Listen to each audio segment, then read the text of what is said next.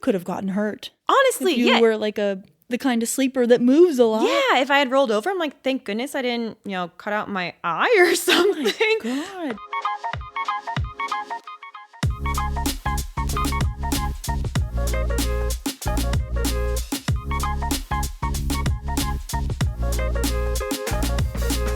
Welcome back. I'm your host, Sarah, and this is Travel Like You. In this episode, we follow the pre-pandemic adventures of Sonia, an eco-friendly, binational British-American turned basically Bordeaux native, who takes you back to her days of interrailing, hitchhiking, couchsurfing, and her personal favorite, biking around Europe. From a nightmarish wake-up call at a German hostel to a fleeting Spanish romance, you're going to want to buckle up for this one.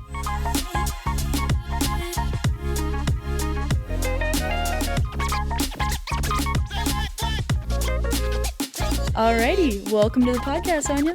Thank you. Thanks for having me. Yeah, do you want to introduce yourself to our listeners? Sure. My name is Sonia, and I'm in my mid-30s now. I grew up in the northeast of the U.S., so more specifically in New Jersey, although we moved around a lot as a kid with my parents and my brother.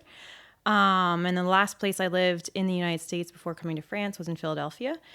And I've been in France, in Bordeaux specifically, since September 2015, so more than 9 years now. Oh my gosh, well, 2015, 2025. Yeah, like, you're 10 years in September. Wow, good for you. Thanks, I can't quite believe it. Time is flying. Yeah, wow. And you've been sort of moving from place to place your whole life. Yeah, exactly. So I was born in Massachusetts, and then I just lived there for a year with my family. Then we lived in Michigan for about 6 years, if I remember correctly. Then Western Pennsylvania for 2 years in State College. Then the longest amount of time in New Jersey, so that's where I really consider where I grew up. Okay. And then my parents moved after I graduated high school to Pennsylvania. Now they're living their best retired life on a sailboat. So nice. Home is kind of floating / wherever I make it now. Yeah. Yeah. Cool. So it's been an interesting life, getting to see lots of different places. Definitely. And so which part of your family is from the UK? So my mom's both of them are. So my okay. mom's from Northern Ireland and my dad's from Wales. So they both grew up in the United Kingdom, and they came to the United States before my brother and I were born. Okay. So in the mid 1980s, I want to say. Okay. And they've had a house in the States since then. They've never moved back to the United Kingdom.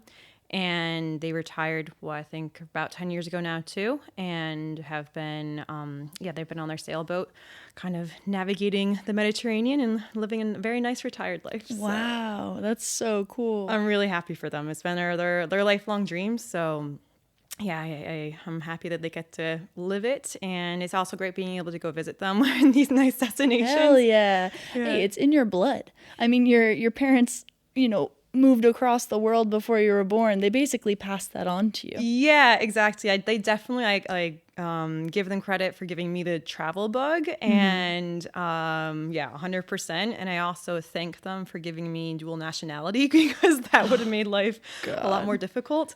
So and you can, I have dual nationality, just not with Europe. True. And so that is what makes the difference. Love being Canadian and American.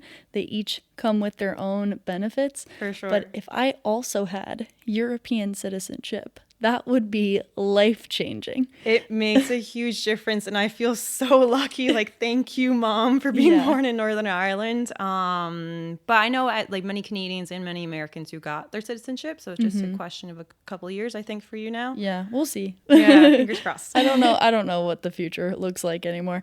I would love to not have to renew my visa once a year and deal with all of that and risk having to go home when I don't want to, but yeah, no, that's a huge benefit. So it does make it easier to stay here for 10 years, for sure. But you came to Bordeaux almost 10 years ago. And what brought you here? To do my master's. So I had, back in the United States, so I studied French and international business for my undergrad. And I did 3 study abroad two study abroads, and then I was an assistant, as other people have come on the podcast, and yourself as well. Yeah. So each time it just got progressively longer. Okay. And so I studied abroad in Paris for a month. Then I did Aix-en-Provence during my senior year of university in the States. And then what happened? Then after I graduated, university in the States, I did my assistantship for a year. Okay. Came back to the United States and worked for 2 years for a travel agency outside of Philadelphia, which was great. So they sent me back to Europe for work, which was awesome. Yeah. So it was really cool because it was a green company as well. Nice. So that's what attracted me to them. It's called Untours. And to be able to sell our packages, I had to, of course, know the places. So they sent me one trip to the south of France, Paris, and Alsace, which was great. And then another trip, I didn't know Spain very well, and I unfortunately can't speak Spanish, but I'm like, I need to visit Spain, to be able to sell these things. So I got to bring 2 friends along with me, which was really, really nice, to Barcelona and Andalusia. Wow. That was great. That's sick. I didn't know you were does that make you a former travel agent? I wouldn't say agent. The word that I used was travel coordinator. Okay. Because they were set packages. So it was a week-long package, usually for an older clientele, so 50s plus. So in our set destinations, so either Paris, Alsace, or Provence in France, Okay. and then Barcelona and Andalusia in Spain. And so we worked with different apartment owners, I want to say, or homeowners, kind of before Airbnb became popular. So we had these proposed houses that we vetted, got to visit the properties, meet the owners, make sure they were legitimate people and nice properties, of course. And then we gave them ground transportation, an on-site person, so in case they had any issues, like with a welcome dinner and orientation, which was really, I think they found very useful. That's great. It was a cool concept because it's kind of, you were free to do whatever you want, there's no set itinerary, but you had that backup support, which I think was really reassuring for the older clientele. As you get older, obviously medical issues can happen, and we could book their flights for them, so it was a package deal. But after 2 years, I was kind of getting bored of that. Obviously getting to travel to Europe for work was really interesting, but I couldn't see myself progressing in the company. And I'd always loved teaching and being in front of a classroom, just being active and sitting at a desk 48 weeks out of 52 was not my cup of tea. I'm like, how can I go back to Europe? I really miss France. And I knew I wanted to do another degree. So I'm like, I might as well do my master's in France. I was looking at options in the United States, but obviously the price is nowhere near this. Astronomical. Astronomical. Exactly. So I'm like, go to France, pay a fraction of the cost, literally, and be in Europe again. So the choice was pretty easy, and that's how I arrived in Bordeaux. So I came in September 2015. Oh my gosh, time is, wow. 2015. I did my master's in teaching French as a foreign language. Finished that in 2017, and I've been working and living here ever since. Amazing. Thanks. Amazing. And so you've been sort of hovering around different sort of English and other topics, sort of teaching jobs since as well. More or less. So yes, the first job that I got out after I finished my degree was I was a freelance. I had my freelance status, and I was working for a language training center, who proposed me a CDI, or permanent contract for people who don't live in France. Yeah, I know what you mean. Right? I figured. So that was great. It was stable, but then the pandemic hit, and I've always been interested in sustainability and environmental protection. So I kind of wanted to transition into that. And so I left that job and was looking for other options, and did lots of little small freelancing sustainable projects, and I've been volunteering for this association called Surfrider. Okay. I'm not sure if I told me had about I told you about, okay, I was wondering. So I got pretty involved with them. It was really rewarding because we do beach cleanups, and I got involved with a project with the city hall to install recycling bins on the riverfront. Oh, nice. Which was so rewarding. That's one of, I want to say, the proudest moments of my life. Wow. I was really, really happy to be able to do that. And, just with that momentum, all right, I want to do something more with this.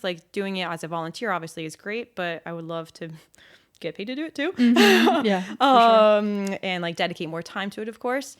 But long story short, unfortunately didn't really work out to do another degree and transition into that. So I went back to teaching, which I still love, and I love being in the classroom, and I still do volunteering and side sustainability projects during the summer, basically. So Nice. yeah, as you know, at the university, we have lots of long summer breaks. So it gives us... Yes. Yeah. Oh, I can't wait. Oh God.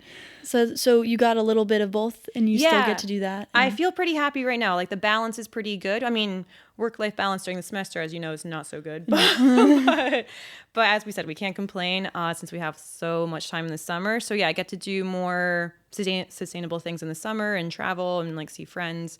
Time will tell what will happen, you know, at the end of my contract and like long term. But for the time being, I'm pretty satisfied with the situation. Sick. Yeah, good for you. Thanks. And so, well, for other contexts, sort of, Sonia and I work together at the university. That's how we met about 1.5 years ago. Yeah, exactly. And yeah, I'd learned sort of over time just that you had seen a lot of the world, or a lot of Europe, many different places, and you'd done it sort of in cool ways. And before we jump into all of that, we do have to do the thing I always do, which is our no context story.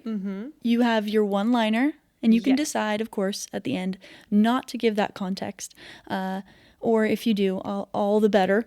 But go ahead and give me your no context story when you're ready. Sure. So my no context story is I drove 13 hours across countries without Google Maps, a GPS, or a map. Period.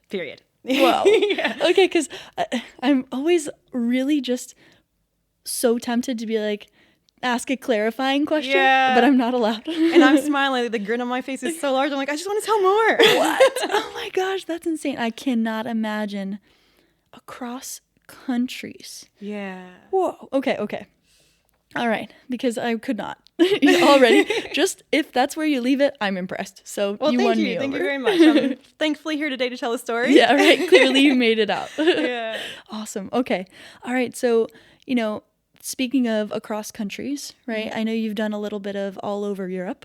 What can you tell me about that? Sure. So my first, I want to say major trip that I did was when I was an assistant quite a few years ago now. I'm going to language assistant. Yeah, right? language assistant. Thank you. But I was living in a really small town in Poitiers. So like no one has heard of this. It's a region. Okay. Yeah. Do you know where it is? Nope. Yeah. I mean, not to, be condescending, obviously. There's lots of little villages. There's so many, but that's the charming part about the countries. You get to meet really authentic people.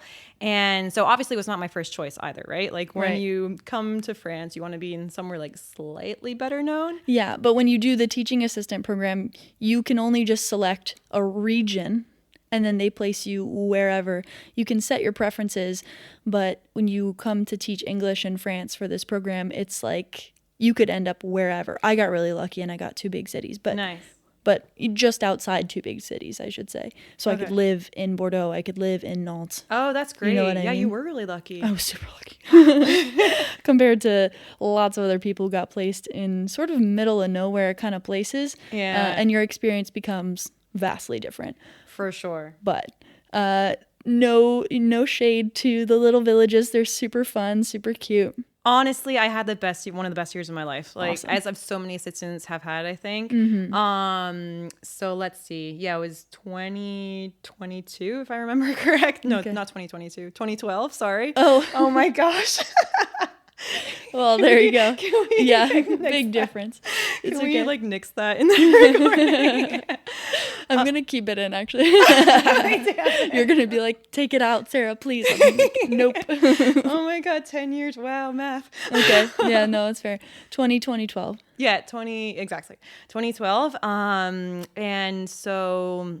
Yeah, I got this small town called Toire. So in the Poitou-Charentes region, the largest city is called Poitiers. Again, not well known to anyone outside of France. But it's fine, everything is an experience. Yeah. And thank goodness there was a train station there. That was our saving grace. Because, it enabled us to travel, of course, during the long breaks. And the lucky thing as a language assistant, you have these 2 weeks holidays every 6 weeks, basically. And so our first one, we did interrailing, which is when you just buy maybe a 14-day rail pass for specific countries. And I did that with another American who was an assistant at the same time. And I think we got to visit Brussels, a couple different cities in Belgium, Amsterdam, Berlin, Vienna, and Prague and Budapest. Whoa, okay. And it was, so lots of countries. That's amazing. Wow, in 2 weeks and just on the train. Just on the train. I love the idea of interrailing. Like, I've done a little bit of trains between countries, but never this. And I've heard so many Europeans, so many people around Europe who've been able to do this. And I need to do it one day. Honestly, I'd highly recommend it. I haven't done it since, but I do love traveling by train. It's usually to get to one destination and then I stay there. Yeah. But it's a great way to see so many places at once, like especially city hopping, of course, because they're all so well connected in Europe, contrary to the United States. Right. Yeah. That said, I did take the Amtrak this summer and it was kind of okay. So. All right, points for Amtrak. Yeah, exactly. I was pleasantly surprised for the first leg, at least. Too funny. But anyway, yeah, interrailing, honestly, it's really affordable. And yeah, you get to choose how long you stay in each place. And for these major European cities, coming over as an American, again, like we're used to just like checking off lists and not having to stay for a long amount of time in each destination. So we stayed maybe 2-3 nights in each. Okay. And it gives you a good overview. Like, ideally now being older, I would want to stay a little bit longer to really like go deeper into the place and into the culture. But when I was 22, you know, it was perfect. Great. And you said you did it with another assistant. Yeah, so another assistant, Matt was his name. He was from Georgia, if I remember correctly. Okay. And it was really reassuring because he was actually his idea. So thank you very much, Matt, if you're listening. And I kind of hopped along. And yeah, we reserved either a hostel or did couchsurfing too. Couchsurfing. Yeah. The website Couchsurfing? Exactly. Okay. So I'm not sure. Have you used it before? No, I've never used it. I haven't used it in a long time, but during that trip we used it at least a couple of times, and it was really great because it's a website where it connects you with locals who propose their couch or a spare bedroom for free, basically. Yeah, and for free. That's sick. It's so nice. So it's just like the people who want to share their home and share their local culture with foreigners. I mean, you're expected obviously to bring a little bottle of wine or some type of present to thank them. But we were so lucky because the first one we stayed with Dieter in Brussels, and oh my gosh, he was adorable. So this Belgian guy I thought he was Irish when I first met him because he had lived in Ireland and he had an Irish accent. I'm like, wait. He spoke English with an Irish accent. I love when that happens. Right? I'm like, I'm so confused. I love when, non-English speakers learn English, but in a place with a very distinct accent, and then they take that. Oh, I love that. That's so cool. Yeah, again, I was very confused. I'm like, are you sure you're not Irish? But he was so accommodating and so hospitable. He literally took like 2 or 3 days to show us all around Brussels, like take us to all his favorite places. Wow. And took us to Bruges as well for the day trip. I'm like, wow, I was not expecting you to take your time as well to show complete strangers around your city and around your country. Like, so nice. Wow. Super cool. Okay. And so Brussels off to... then off to Amsterdam. Okay. And yeah, so that one it was over the October-November break, so the Toussaint in French. And that one we spent Halloween there. Nice. So that was an experience. However, maybe not the best experience because being cheap assistants, I don't want to say cheap assistants, but being frugal assistants. I was gonna say being underpaid assistants. Exactly. Underpaid. Or being a language assistant, you're coming here for the experience, not for the salary. No way.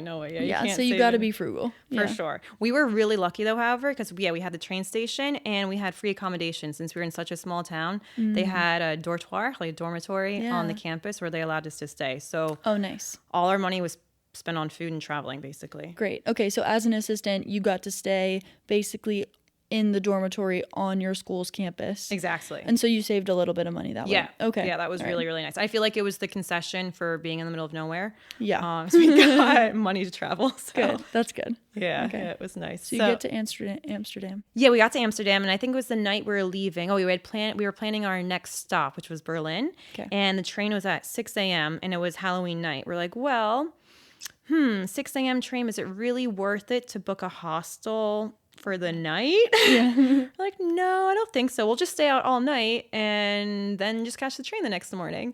Okay. But we didn't really calculate that the clubs close at some point, like before 6 a.m. Oh, right. Okay. So we had our backpacks. I think they closed at 2 or 3 a.m. And we're like, crap. now what do we do? Oh my gosh. What, 2, 3 you said? I think 2 or 3 a.m. I can't remember my gosh. exactly, but Okay. not 5. Right. Oh my goodness. And so, you know, it was cold too. It was the 1st of November. In the Netherlands. Yeah, in the Netherlands, so kind of chilly. And so we're like, okay, well, like we don't have an accommodation, so I guess we can just go to the train station and hopefully chill in the train station. However, the train station also closes. So the security guards were kicking us out. We're like, okay. Oh no. So we could either, I think what we decided to do in the end, if I remember correctly, is we went up onto the train tracks and tried to sleep for a little bit on the train tracks until not on the tracks themselves, on the platform, sorry. Sonia's looking at me like my mouth was agape. I was like, I'm sorry, what? You were sleeping on the train tracks? Yes. No, actually. Apologies. Not the tracks, on the platform. Okay, there it is. On a little bench. Too funny. On a little bench on the platform. Pretty chilly. They wouldn't let you stay inside. I see. No, because I didn't think that I guess train stations close, you know, like everything in the world, things close. Oh God. Yeah, so that was not a very good night's sleep. Damn, on a bench. Oh, just on a bench, yes. We had, you know, all our belongings as well on us. I'm not like you have much belongings as a traveling assistant. Yeah, But true. You got like a backpack. Yeah, just a backpack. Yeah. But you still didn't want your cell phone to get stolen. Yeah. So you're sleeping with it on you? Mm-hmm. Oh, God. Yeah. That's brutal. Yeah, it was, I think we got maybe an hour or 2 of sleep. Yeah. But and not the most restful, I imagine. Definitely not the most restful. And then we just woke up when the train station opened and got a coffee and then, you know, tried to warm up and then get on the train. Damn. Oh, my gosh. The first time I did that was recently because I have always been, I can fall asleep kind of anywhere. It's a problem, actually. But when I travel, I almost never kind of put myself in a situation where I wouldn't have accommodation, or if I'm, you know what I mean? I try to avoid, lots of people do that. And kudos to the people who like sleep at airports, sleep, you know, in random places because it's only a few hours and this, that, and the other. Yeah. Like it makes sense to save money that way. And sleep at the airport or whatever. But I usually was able to get around those kinds of things. It's much more comfortable. Until recently going to Greece last year. I flew into Greece, into Athens, and my flight didn't get there until like 1, 2 o'clock in the morning. Eek. And I knew that the train or metro, whatever, into the city from the airport, like I looked it up, it was gonna get me there, gonna like reopen at like 5, 6 o'clock. So I was like, yeah, like I have no way unless I call an Uber or something. It's gonna be expensive. For sure. So for the first time in my life, I slept at the airport. Oh, wow. With all of my belongings on me. Slept, like air quotes, because, you know, I get off the plane, I pick a bench, I'm like, okay, this is relatively fine. I set up, I even have like a thing to cover my eyes or whatever, like a sleeping mask. And then not like 30 seconds later after I lay down, a woman comes over and goes, not here. Really? Damn it. Was it a security guard or who was? Okay. Because there's certain parts of the airport where you're not allowed to do that. Okay. And I guess you can't do it in arrivals. You have to do it in departures. Okay. So obviously I'm not the only person who just got off this plane, right? Yeah. I see random people sleeping on benches everywhere. So just finding a bench, period, instead of the floor. Yeah, a little bit more comfortable. So that was hard. I ended up like, covering my head with like a towel that I'd brought and like sort of sleeping, sitting up. Oh gosh. And I was freezing. And then there was like some guy that came by cleaning the floors with like the big buzzing thing. Oh no. It was horrible. Like, so obviously I didn't get any good sleep, but I was like, you know what? This is all part of the experience. For sure. Gotta live through it once, I guess. So I did the same thing, like sort of like slept with one eye open and then took the train into, you know, town. Couldn't, of course, check into my hostel yet because it was 7 a.m. or something. Yeah. And so I go there, I lock up my stuff in the hostel lockers. And this story is basically just, where can Sarah sleep before she actually has a bed? And so first was at the airport. Second was next to the lockers. Okay. So like I had put my stuff in the hostel lockers, like in their basement. And there just so happened to be a couch there. And I was like, perfect. Nice. Again, slept with one eye open, hoping that no one came and found me, because I was not allowed to do that. And then by the time it was like maybe 9 a.m., I'm like, okay, I can go like start exploring, I guess, grab a coffee. Get a coffee, yeah. I end up going to watch like the changing of the guards at the Athens like City Hall, which was super cool. And then I fell asleep on the steps of the Athens City Hall. Oh my gosh. So that was great. That's like my like sleeping in strange places story. That's too because funny. that nap was actually the best of all of them. In broad daylight, it was hot, but I found like a shady spot on like the marble steps, passed out. I had, again, all of my belongings on me, and passed out in public at like noon. Wow. For like 30 minutes, and then I could go on with the rest of my day. But you just need it. Your body, you know, is claiming that sleep, and gotta do what you gotta do. So that you can keep traveling. Exactly. Like you had to hop on your train. I've done it another time too, where we went out all night, me and my cousin, when I was visiting her in Italy. We went out all night, and then she was like, yeah, we don't have anywhere to stay, so like if we just keep going to the club, because luckily that actually stayed open pretty late. Okay, good. They didn't close at like 2-3, but we had to catch our train, and it was like, you know, partying will be our sleep. And so we basically stayed out all night to then get to the train station basically right when the train arrived, and then slept on the train to get back to her small town from where she was living at the time. But at least you two were together and like strength in numbers. Yeah, and you and your friend, and you and Matt. Exactly. You know. Yeah. I was slightly nervous, I have to admit, but you know, being with a guy, it's helpful. That is also helpful, yeah.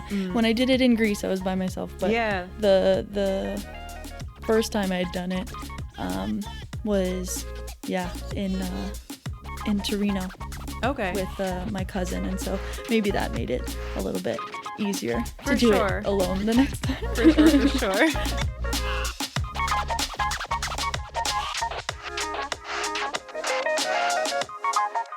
Okay, so you did Brussels, Amsterdam, slept on the platform, and then the rest of your trip around. Yeah, and then we made our way to Berlin, and Berlin, and then what else? Prague, etc. But Berlin's, there's definitely a little thing there, because we, since we were so tired, of course, we had barely slept the night before. Right. And both of us were just shattered, so we wanted to pass out, go to sleep. So we just got some food, went to sleep, and then the next morning, oh my gosh, 2 days of not such greatness, but the next morning, then I woke up in this, it was a 6-bed dorm room, so with 3 bunk beds, and it was a mixed dorm room too.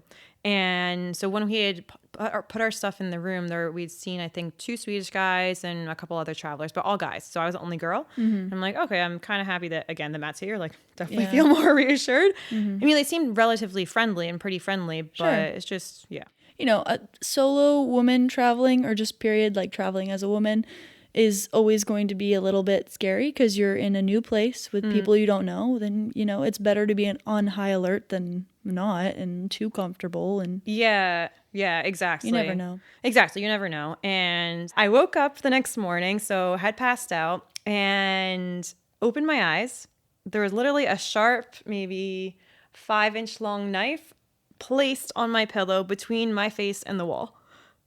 Oh my God. Yeah. I was like, So you were facing the wall, and it was in between your face and the wall. Yeah. So like clearly not just on the pillow. Yeah. And it was a sharp one, like a steak knife? Yeah. So when we woke up, we saw that they had drinks in the room before leaving to go out, I guess. Yeah. Like, no problem. Obviously do whatever they want. And I was on the bottom bunk. And so I thought, I'm like, okay, maybe they accidentally, again, air quotes, placed the knife on the pillow, but you don't accidentally reach over someone and place it on the pillow. There's no way. Yeah. Because we saw limes and other, fruit that was cut up. Okay. And alcohol, of course. So I never found out who it was, but I felt so uncomfortable the next morning, because we saw our roommates down at breakfast, and I was just looking at them like, who did this? Yeah. That's so messed up. That is so messed up. Yeah. Because you could have gotten hurt. Honestly, if you were like a the kind of sleeper that moves a lot. Yeah, if I had rolled over, I'm like, thank goodness I didn't, cut out my eye or something. Oh my God. Terrifying. Yeah. I didn't say anything I don't think I said anything, at least to the hostel owners, but we just left, and then thank goodness the couchsurfer guy replied to us. We got to stay with him the next couple of nights. And then the rest of the trip was great. Yeah. Oh God, but finding a knife on your pillow. Yeah. So casual. Like, so strange. Oh, Have I no. booked a mixed room since then? I can't remember, but I mean, it didn't like scare me away from hostels by any means. Yeah. Yeah. That is wild. Okay, but the rest of the trip, smooth. The rest of the trip was great. Yeah, I was just thinking about it. I did stay in another mixed room, and I think it was in Prague or Budapest. I can't remember. Also, a great tip if one does go interrailing is to upgrade the class on the train, because I think it was maybe an 8-hour trip between Prague and Budapest, and it was a night train. So you arrive at a good time in the morning, start your day. And it was so nice. We paid 14 extra euros to get upgraded to first class. You got like a legitimate bunk with a pillow. There was a shower if you want to take a shower.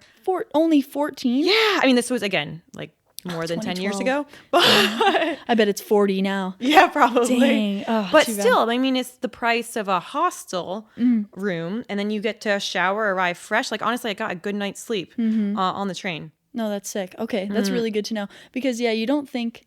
I mean, when you're sort of traveling on a budget, you're not necessarily thinking about upgrading anything. You're like, no. I've accepted that this is going to be sort of roughing it because you're spending money elsewhere, on experiences or whatnot. For sure. But that is an experience in and of itself. After everything you went through, sleeping not on the tracks, but rather on the platform. Important precision. On the platform in Amsterdam. And waking up to a knife in your face. Yeah. Goodness, you deserved that upgrade. Well, thanks. I mean, that said, I feel like I started with the bad stories, but it was a great time. Like, Prague was beautiful. We got to connect with some of my dad's former colleagues who showed us around an area outside of Prague in the Czech Republic, and Budapest. Yeah, just means I know that you went there not too long ago. Yeah. What is it now? 2022. Okay. So 3 years ago. Okay, great. Yeah. We didn't get to do the baths, so I have to go back to do the baths. That was so nice when I did the baths. Yeah. Nice. We went at sunset. In Budapest, they're known for their hot springs that sort of fuel this bath capital of the world, like the thermal baths, right? But that is one of the things like you do in Budapest, so you definitely have to go back because it was so beautiful. You have to go sort of at the right time because they can get crowded, obviously. Okay. We went around sunset, and so the weather was beautiful. The sky was lit up in like oranges and pinks and pastels. Nice. It was really, really nice. Maybe go and look at when the high times are and when they're not. I think we were overall still not too crowded in the baths, but highly recommend. Yeah. And I want to go back to Budapest, period. There's so many interesting things to do and see. Yeah. I was only there for like maybe 2 days, so that does not do it justice at all. I remember taking a free walking tour there. That was one of our things in all the different cities that we visited.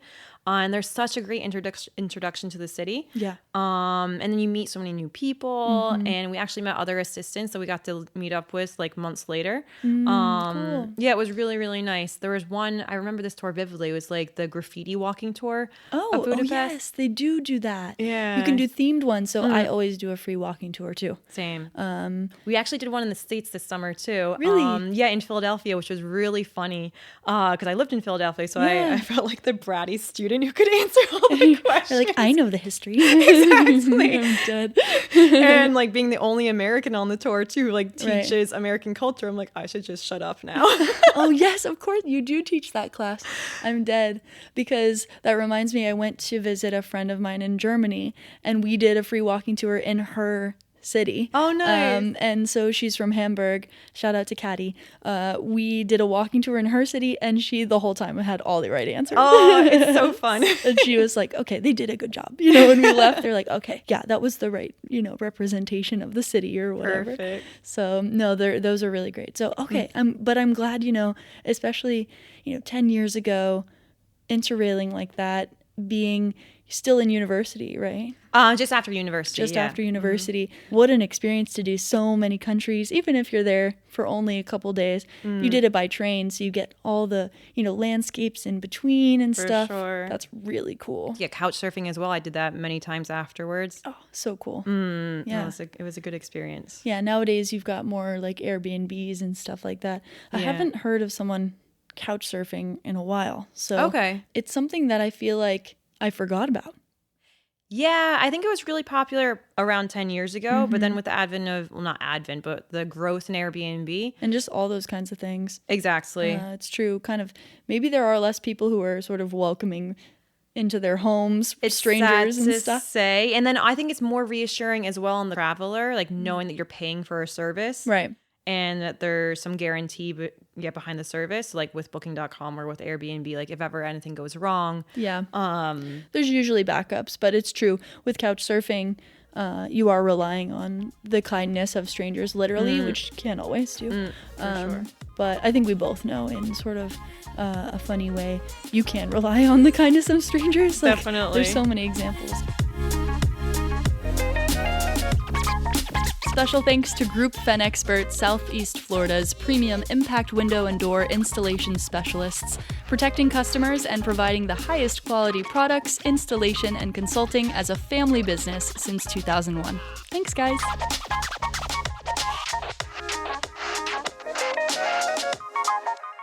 So it was 2018. So I had, I'd finished my degree and I'd been going back and forth between the US and France for a couple of summers/years just for weddings and holidays and things like that.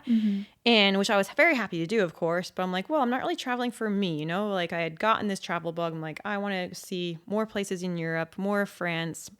So 2018 was the year.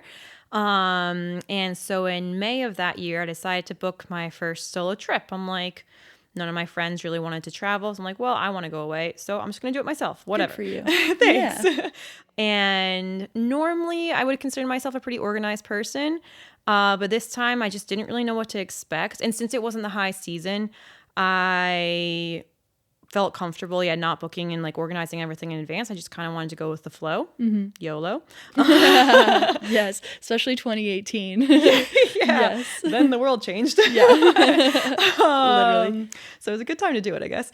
And so, I had booked flights to Majorca for what I think about a 5 or 6 day trip. Okay. And I had booked my first 2 nights in a hostel near, what's the capital? Palma. Okay. And where in Spain is Majorca? Sorry, Majorca is one of the Balearic Islands. Or Balearic. I forget what we say. I knew it was an island, but I couldn't picture it like where. Yeah, so island in the Mediterranean. So if you see Barcelona, it's like south east of Barcelona a little bit, and then there's also Menorca and Ibiza. Okay. But Majorca is the largest one. Gotcha. If I'm not mistaken. So it was great in May. Like obviously the weather's getting warmer, but not summer weather either. So I'm like, I just want to go try something new. So booked the first 2 nights there, and it worked out so well. Honestly. Oh, I loved it. So I was super lucky because in the hostel, I met a girl who was just on a bachelorette party. So all her friends had just left and she had a whole itinerary of what to do. Oh, wow. And she's like, here, do you want this? I'm like, yes, please. Absolutely, I do. Sure, thank you. So it was so sweet of her. Like we got a drink, but unfortunately she was just leaving. So we didn't get to connect more than that. And so the next day I was just like wandering around, and the following day I like wanted to follow her itinerary of going on a little day trip. And I met another really nice French girl in the hostel, and there's a village called Dia. It's on the western coast of Majorca, which is beautiful. It's just cliffs that go down the beach, and just a beautiful place to visit. And so I really wanted to go, and this girl came with me, so we took a bus there. And we're just wandering around, like strolled our way down to the beach, like had a wonderful photo shoot on the beach. I love, yes. It was great. Instagram. Oh, for sure. Yes. And just weren't really paying too much attention to the time. And we slowly realized, we're like, oh, we're going to miss the last bus back to Palma.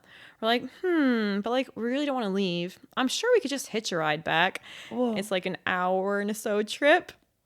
So we decided, again, since we were the two of us, if I'd been by myself, like completely, I never would have done that. Okay. But since I was with her, we're like, we're just going to try to hitch a ride back. Like, there's people here still. Someone has to take us. Like, someone's going back to Palma. What? Yeah. Okay. So Sonia had told me she'd hitchhiked, but I didn't picture it like this at all. Oh my God. Actually, now that I'm telling the story, I remember that we did it twice in the same day. Oh my God. So once actually to get to the beach, that was just like a short 15-minute trip with a super nice, I think he was an Algerian guy, like older man, like adorable, super cute. Oh, but so you'd taken the bus and then you also hitchhiked? Yeah, I can't remember how it worked now. I think it dropped us off like in a nearby village, but then to get to the beach part, it was further away. Or like we could have walked it. We wanted to save time, like knowing that we probably should catch a bus to get home. Yeah. But we're like, oh, or we could just hitchhike. So we hitchhiked. Amazing. Like literally thumbs out on the road and everything. Yeah. Oh, so this nice man brings you to the beach. You spend the whole day there. Exactly. And then on the way back, you're like, well, we did it once. We could probably do it again. But Exactly. for a whole hour back to Palma. But the best part was it was with two Spaniards and she nor I speak Spanish. So you were out on the road again, thumbs out. Yeah. Trying to get back to Palma, and they picked you up, but you couldn't speak a word. Yeah, so we tried, and like, I can say cerveza and por favor and things like that. Despacito. Okay. I'm done. So we tried to communicate like she speaks French, and of course French and Spanish are similar, but you still can't communicate for an hour not speaking the other language. Oh my goodness. So we tried as best we could, but there was some silence towards the end of the trip. Okay, yeah. Because you literally have no vocabulary other than those few words. Like, how do you form a whole conversation? Yeah. That's a tough one. Oh, that's amazing. We took a hitchhiker recently. Me and a friend of mine were going to Nantes and then to Bretagne to visit a friend. And at one of the toll stations, there was someone who needed a ride, and we were both kind of like, okay. And again, you were two people, so less risk, right? Exactly. And we dropped them off at like in Nantes. And so we were making a pit stop there anyway, so it was perfect. But I had never picked up a hitchhiker, and I've never technically hitchhiked either. So that's pretty cool to me. It was, honestly, I'm really happy I did it because it's one of those things. It wasn't on my bucket list by any means, but now that I've done it, again, it was a long time ago, back in 2018. I was like, that was really cool, and it worked out so well. The people were so adorable, like super friendly. And so this was with the girl you met at your hostel, right? Exactly. Yeah. So a French girl, and I think she was leaving not that long afterwards. And actually, I was planning on going outside of the capital anyway, because I like seeing a little bit of the capital. But what interests me the most is like the nature and the countryside. And actually, one of my cousins who lives in the French Alps, she had worked in Majorca about 6 years prior, and so I'd asked her for suggestions before leaving. That's like the one bit of research I did before going. Hey, it counts. Exactly. I was like, all right, I can say I did something. Too funny. And she really liked the northern area. So northwestern area. It's called Pollença, if I'm saying that correctly. Okay. And so there's a mountain around there, and I just knew I had to get there. I was like, all right, next step there. So I took another bus or something. I can't remember exactly what. But I made it there. Got to go hiking one day, and I had found also a really cheap one-person hotel room. So I didn't know they really existed because, as a solo traveler, obviously you have like the singles tax. Sure, And there weren't any hostels in this area because it's not in the capital. So it's, like a coastal village, basically. And I was like, crap, I don't want to pay 100 euros for a hotel room. That's a lot of money per night. Just not within my budget at that time. So I was really lucky. I found, again, it was off season. So I found, I think it was like 40 euros per night, which is really affordable for a legitimate hotel room with a single bed. Oh, yeah, you never see a single. Exactly. I'm like, what? This exists? That's so nice. I felt so lucky. Yeah. And I knew I wanted to go there. I'm like, perfect. All right, I found an affordable hotel room, like with a continental breakfast. I'm like, all right, a little bit of luxury. Wow, like, look at you. Thanks. It was great. And I met some like British guys who were cycling there, and that was one of my things to do. Is I really wanted to go cycling. It's like my newfound passion for a little while. Okay. And so I rented a road bike and got to go up and down the mountains, like to the beach, and actually met up with another girl I had met at a different hostel. I can't remember where I met her, but met met up with a girl for dinner one evening, and it was just so nice. So nice. Wow. And then on my last day was actually the one day I wasn't with other people, because I've been really lucky up until then to be able to have dinner with people and be in a social situation, which was really nice. Yeah, because you're solo traveling, but like I've said a million times on this podcast and elsewhere, you end up meeting people along the way. For sure. So much more often than not, if you want to be with other people, you can be. 100%. And that was something, I don't think I was nervous about it before leaving, but what I was really conscious of while I was there, I was like, if I want to talk to people, just go up and talk to people. Like, if they don't want to talk, they just say no, Yeah. As simple as that. Usually if you're staying in a hostel, there's social settings for that. Definitely. Like, and those kinds of people and all. And then, like we said, we like to take the free tours. Like, that's usually where I meet people anyway. 100%. So, yeah, definitely. Yeah, there's really like built-in ways to meet people. But a couple days into the trip, since I was staying in a hotel, I'm like, well, that's less easy. Right. Like people are already traveling with their friends or with their families. And so, I was really lucky up until then. And then the last day I was like, crap, I just had such a wonderful, well, not crap, but I'm like, I really don't want to spend my last evening in Majorca by myself. Right. It'd be nice to share it with someone. So I came back from this beautiful day cycling, like kind of, what I want to say, like push myself physically to the limits too, Nice. Which I was really happy about, and came back to the little coastal village. And I'm like, I might as well just go do some shopping. Like, it's not yet dinner time. Go check around the boutiques, maybe buy a souvenir, who knows. So I went to this one little boutique with lots of local stuff, I don't know, but pretty things. Yeah, that's all you need. Exactly. I'm like, well, preferably I prefer to be buy made local. in Majorca, but like they have some pretty nice rings. So I got a ring, which I wear almost every day. Wow. And the shopkeeper was really friendly, and it was approaching dinner time. I'm like, well, he's being really, really friendly. I'm like, should I pursue this? Oh. So I'm like, well, no time like the present to try. Let's go. We just chatted for maybe like 10, 15 minutes as he was closing up and as I was buying the ring. And then I was like, well, like, it's my last night here. Do you want to go out for dinner? Oh my, Sonia. This is the first time I've asked a guy out on a date. Wow, that's it. And while traveling, you know, like on a whim. Good for you. Thanks. I'm like, I have nothing to lose. If he says no, that's Bye, fine. disappears. Like, Exactly. never see him I'll again. just go eat dinner by myself. It's Good for A-okay. you. That's great. I was really, and he said yes. So I'm like, all right, Even better. yeah. Yay. Nice. So I was still in like my sorty cycling clothes, and he had to close up shop. So we met a little while later, and I felt so lucky because he was, really like trying to find a good restaurant. He knows the local places, of course. Yeah. So we went out to this local paella restaurant. I'm like, yay, paella before leaving Spain as well. Perfect. It was so nice. And then had like a little walk along the waterfront onto the pier and like shared a little kiss before leaving. I love it. Stop. It's like a dream. It was honestly, wow. I love it. I felt so lucky. I left Majorca. I'm like, I don't want to leave. Oh, you're like, actually, I'm staying here forever. I've met the love of my life. Exactly. Like, this is my life now. I need to learn Spanish, but Yeah. Oh, I'm dead. That is so sweet. it was a really successful trip. I felt very lucky just with all the really nice strangers that I met. Just lucky in the sense that accommodation worked out, like not booking things, and just everything just seemed to flow. Yeah, and you got your little kiss at the end. Exactly. It was really the cherry on the top. And a nice ring. Yeah, that's it's super simple, but I honestly wear it every day. Aww. Not to remind me of him, but just my independence. Maybe there's something there. Yeah, it's true. Yeah, I mean, I get rings often when or some form of jewelry as a souvenir.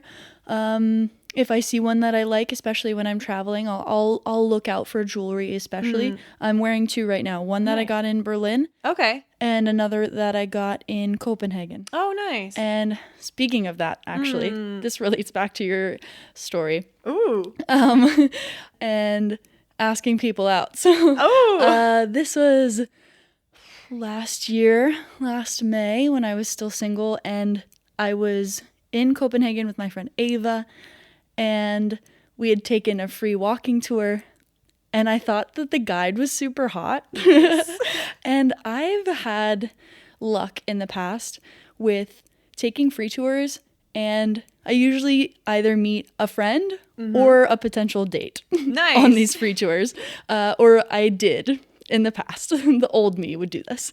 Fun. And this time it was the guide, and I was like, okay, what am I going to do about this? Right? Yeah. And I talked to my friend about it, and she was like, do it, ask him out. Da, da, da. Aw. We were only in Copenhagen for like 2-3 days.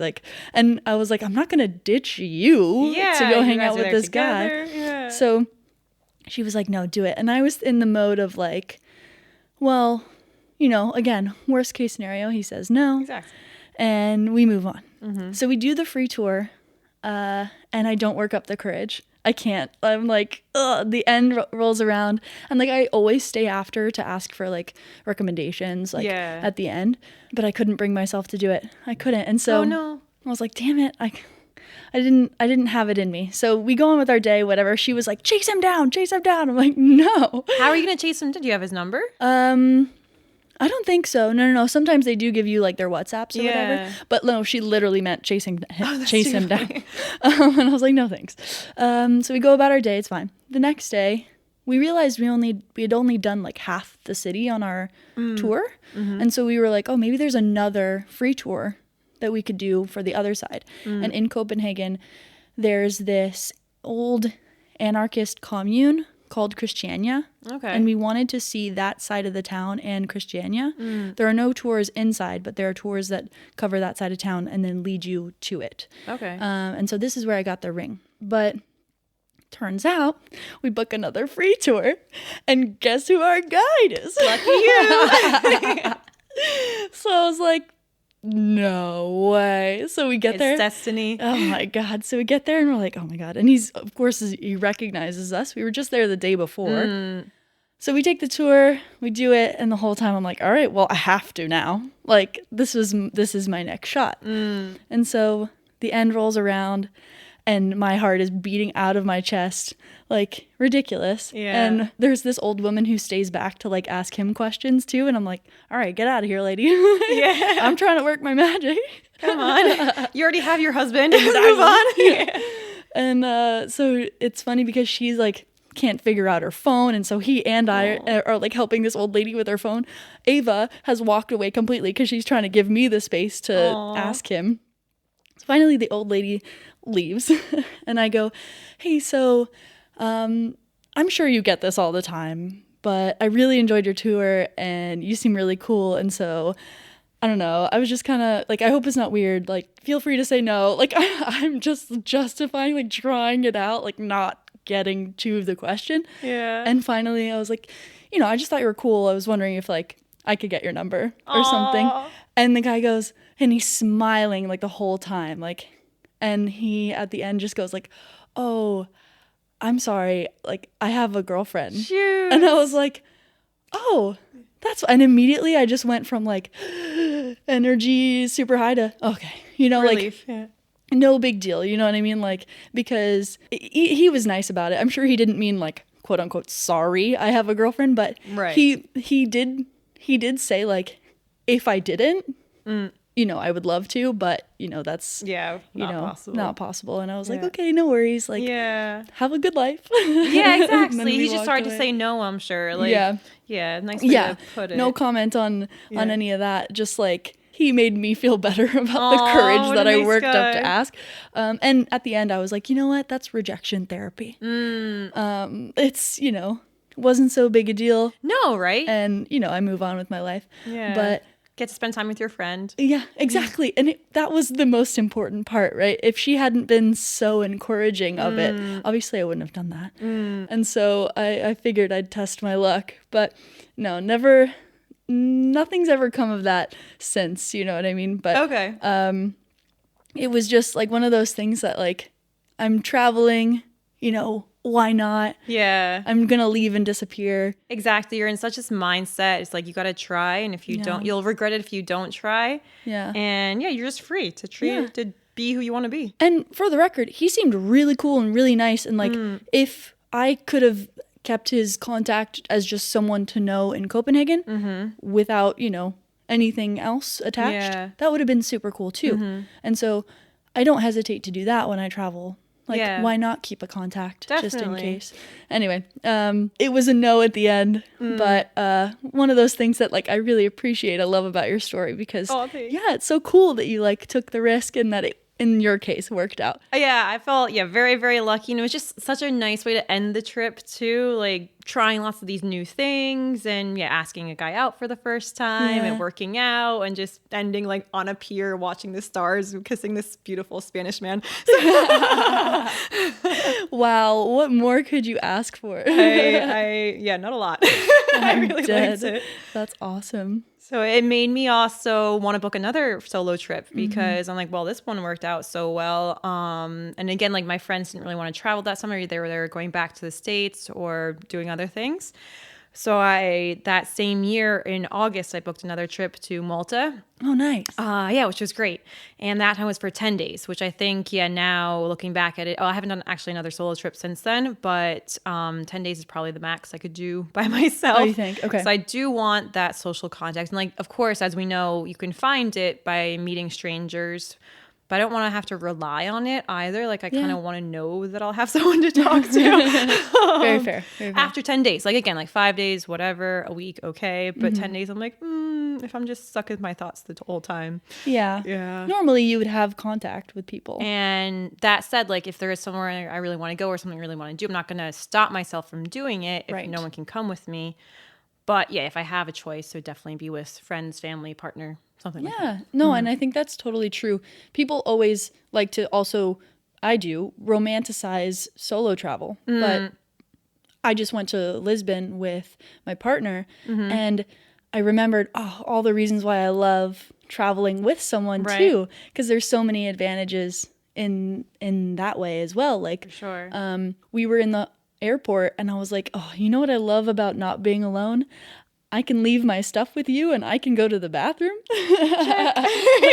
I don't have to carry everything with me all the time because someone can watch it, that you trust. Yeah. Little things like that, right? But also sharing the experience. Exactly. Right? I think that's with the huge someone. thing, like sharing food and just having memories sharing afterwards. food.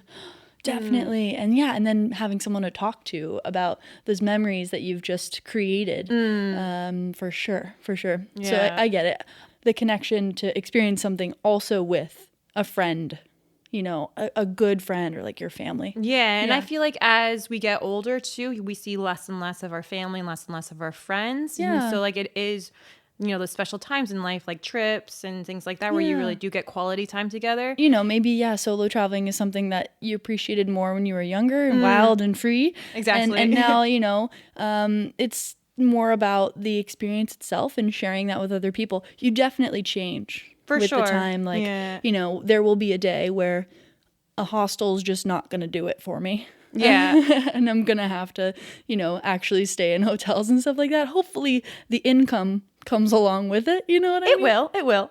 I hope so. I think so. But your travel sort of habits change with age and you sort of learn, like with everything else, what you like and what you don't like. And Yeah. makes sense. Like hotel, I don't know, do I stay in hotels? Well, Airbnbs. I feel like I haven't stayed in a that hostel too. in a long time. And now with Airbnbs and just staying with family and friends actually now. Yeah. When I do travel, it's a lot to go see family and friends. Yeah. With like a little Airbnb stay here and there. Yeah.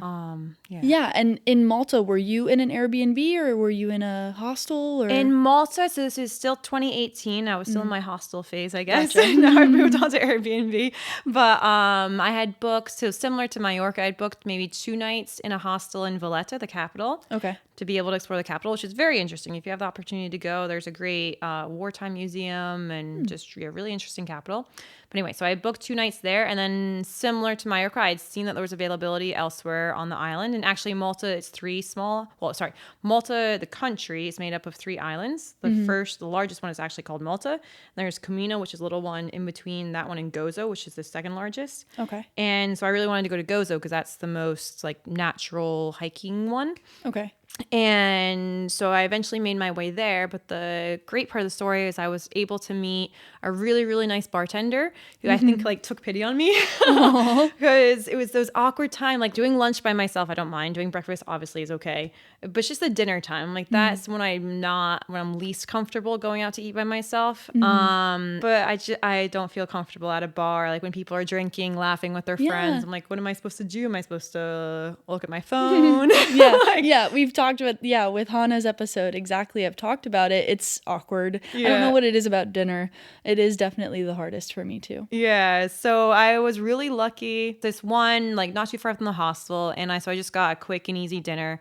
And I think I went there the 2 nights. And on the second night, the bartender noticed I was again by myself. And he's like, oh, are you visiting? We just started chatting a little bit. He was super friendly. And he was saying like, oh, well, if you're by yourself, like I can take you to go see some fishing village. Like it was one of the things to do in Malta. Yeah. And I'm like, okay, strange man taking me to go see a fishing village in a car. Should I do this? Not strange, but foreign man. Yeah. Stranger. Stranger, thank you. Not strange, but stranger. Yeah, exactly, thank you. Got it. I was like, yeah, sure. I'm like, I might just text a friend to let them know where I'm going. And again, he seems super trustworthy from the 2 days I met him, meets people all the time. Anyway, so we went to this nice fishing village and had a nice time just walking around, went to the Blue Lagoon, which is another one of the things to do in Malta. And it just went really well. So we hit it off. And he's actually from Gozo, the smaller island I wanted to go to with like beautiful natural reserves. He's like, oh, well, actually my family lives on Gozo, so we can meet up again when you're in Gozo. Whoa. And I'm like, sure, this would be great because I had actually a harder time. And I don't want to say harder, but it was... No, harder is the word. I didn't have as easy of a time meeting people in the hostel. I think people were already in their groups of friends. There were less solo travelers. So meeting him was like a godsend. Yeah. Maybe I don't want to use the word godsend, but no, but like if you wanted to meet people, he was right there for you. Yeah, like meeting a local who was willing to show me around on his days off. That's awesome. And yeah, it was so nice. So thank you very much, George. We're still friends if it on makes Facebook. it out there. Oh, okay. I was gonna say he just like happens to listen to the podcast. That would be great. I mean, who knows? That's really cool. Yeah. Well, that's great. And again, like kindness of strangers, really. Honestly, just, so cool. Willing to share his home country, like talk all about his culture, know local restaurants, things like that. So it really, meeting him made the trip. Yeah. Oh, sick. Okay. And so when did you meet him on the Malta trip? Technically I met him on the first or second evening. Oh, great. Say. Right away then. Yeah. And then I think we went on that little day trip to the fishing village on the 3rd day. Awesome. And then I got to meet up with him again. So I did have some alone time. Yeah. Which was nice, of course, to be able to do what I wanted to do. But then met up with him to, share meals and things like that. Awesome. That's so nice. Awesome. And so since Malta, no big solo trips, but do you have any planned, solo or not? Any trips planned? Yeah. So then one that's not planned, I want to say, but in the works as an idea for now that I need to work on for the summer is a cycling trip around Ireland. So I've been wanting to do it for a few years since around the pandemic. Okay. I named the project Retracing My Roots, which works in English and in French, thankfully. Oh, yeah.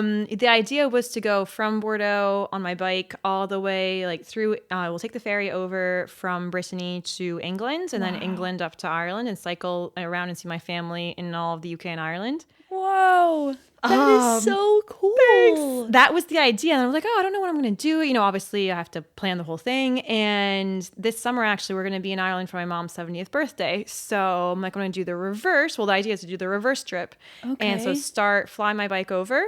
And then, do the reverse. So cycle back to France. All the way back to Bordeaux. That is so cool. I don't know if it'll be all the way back to Bordeaux, but at least cycle most of Ireland and that's some the most of England. Part. Yeah, exactly. Awesome. Thanks. Wow. I love that you gave it a name.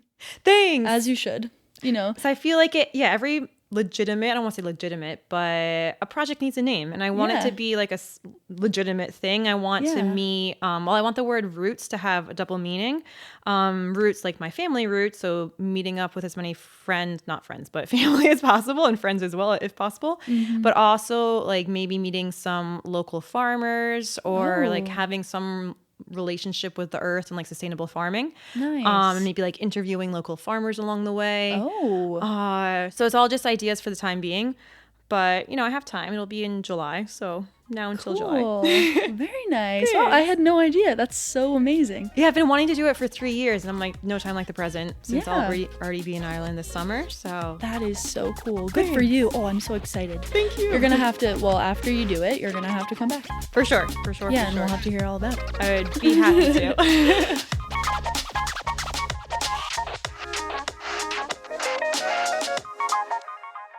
Before we go, obviously, there's something we got to get back to. Yes. Can you remind us what your no context story is? So my no context story was I drove for 13 hours across countries without a map, a GPS, or a smartphone. Oh my gosh, no navigation. No navigation. What? Okay, are you gonna let us? Yes. Okay. Because I'm bursting at the seams. Sometimes it's obvious. Like sometimes you're like, ooh, she wants to let us know. Okay, I don't think I'm the best at keeping a secret. that's fair. Or surprise. We can't all be. Yeah. So to give you context to the no context, also, this is very embarrassing and not going to help my reputation, but my superlative in high school, I'm not sure if you had those. Yeah, I had superlatives. Okay. What was yours, if I may ask? I don't think I won one in Okay. any in particular. No. Okay. I don't remember. I think the person I was dating at the time won like most talented. Nice. There was always like best dressed or something like that. The Yeah. superlatives in schools at like, when you're graduating. Yeah, those kinds of things. Okay. Yeah, the standard ones, which are really nice to receive, like most likely to be president. Oh, yeah. Yeah, most, I don't know. Yeah, most sporty or something like that. Yeah. Mm-hmm. But the one I won, not very proud. No. Most likely to get lost in the parking lot. What? Oh my God. So that means you clearly have no sense of direction. Yeah. Oh, yeah. no. I am happy to say it's improved since then. Yeah. Well, I would hope so. Right. So just goodness. to let you know, my sense of navigation is not the best. So the story comes from when I was studying abroad in Aix-en-Provence in the south of France. Okay. And we were there the fall semester. So from September to December. And Oktoberfest, contrary to the name, actually takes place mostly in September. It's true. Yeah. Yeah. Doesn't make any sense. But so my friends and I, who I just met, at the beginning of September, were like, oh, well, we want to go. One of my best friends back from the States, from my university in New Jersey, she was there with her study abroad friends from Florence. I'm like, all right, all the reason to meet up in Munich, it'd be a great time. But of course, since it was already like beginning of September and we were leaving in 3 weeks, all the hostels were already booked. Oh, yeah. Flights were ridiculously expensive. All means of transportation were ridiculously expensive, if not sold out. Oh, wow. So we decided to rent a car from the south of France to Munich. Okay. And this was, back in, I don't want to mess up the year, 2011, I want to say. Okay. So maybe smartphones had been invented, but I certainly didn't have one. Yeah, one of the first iPhones had already come out, I think, but weren't super popular. Yeah, exactly. I think not people had yet. Blackberries, but we didn't have... I had a Blackberry. Oh, nice. In I never had 2011. one. Yeah. We just had the normal flip phones. Right. With like the 160 limits on characters and things like that. And like T9 word. Yes, yes, exactly. Crazy. So also there was no free roaming in Europe. So you only, when you had a SIM card, a French SIM card, it was only good for France. It wasn't good for any other European country, or else you'd be Right. charged roaming fees. Oh my God. So anyway, and Times so have since we were, frugal students, we didn't opt for the GPS because we wanted to save money. Okay. We didn't buy a map. Same thing. It cost like 10 euros, but we didn't want to buy one.